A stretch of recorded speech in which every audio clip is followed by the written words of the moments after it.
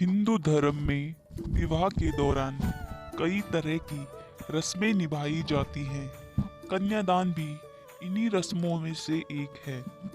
धर्मशास्त्रों में कन्यादान को महादान बताया जाता है। हिंदू धर्म में होने वाली शादियों में जयमाला से लेकर कन्यादान तक हर रस्म के अलग अलग मायने हैं। शादी विवाह के कार्यक्रमों में माता पिता के लिए अपनी बेटी का कन्यादान करना एक भावुक पल होता है। विवाह के दौरान अपनी पुत्री के हाथ पीले करके उसके हाथ को वर के हाथ में सौंप देना कन्यादान कहलाता है। इस रस्म के जरिए पिता द्वारा अपनी पुत्री की जिम्मेदारी उसके पति के हाथों में सौंपकर उसके नए जीवन की शुरुआत के लिए आशीर्वाद देता है। लेकिन यह बहुत कम लोग जानते हैं कि कन्यादान का मतलब कन्या का दान ही नहीं होता है। भगवान कृष्ण ने समझाया क्या होता है कन्यादान।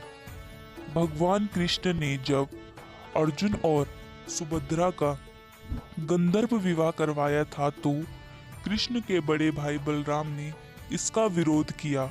भगवान बलराम ने कहा था कि सुभद्रा का कन्यादान नहीं हुआ है और जब तक विवाह में कन्यादान नहीं होता तब तक यह विवाह पूर्ण नहीं माना जाएगा। तब भगवान कृष्ण ने कहा कि पशु की भांति कन्या के दान का समर्थन भला कौन कर सकता है। कन्यादान का सही अर्थ है कन्या का आदान, ना कि कन्या का दान।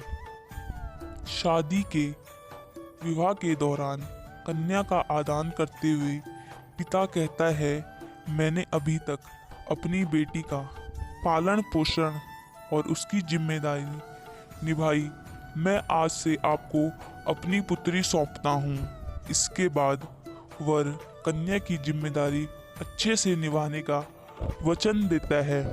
इसी रस्म को कन्या का आदान कहा जाता है। इस रस्म का मतलब यह नहीं होता कि पिता ने पुत्री का दान दिया है और अब उसका उस पर कोई अधिकार नहीं। आदान का मतलब है लेना या ग्रहण करना। इस तरह एक पिता अपनी कन्या की जिम्मेदारी वर को सौंपता है और वर उन दायित्वों को ग्रहण करता है। भगवान कृष्ण ने कहा, बेटियां परमात्मा की दी हुई सौगात है और उनका दान नहीं आदान किया जाता है।